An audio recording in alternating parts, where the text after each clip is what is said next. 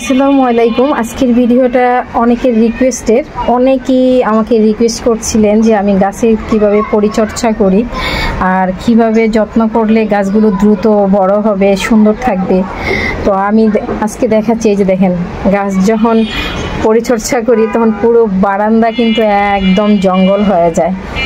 আর এই যে গাছগুলো, এগুলো আমি দেখা যাবে আগাছাগুলো পরিষ্কার করি, মাসে একবার করে সব আগাছা পরিষ্কার করি। তারপর আমি এই একটা সার আমি দেখাচ্ছি।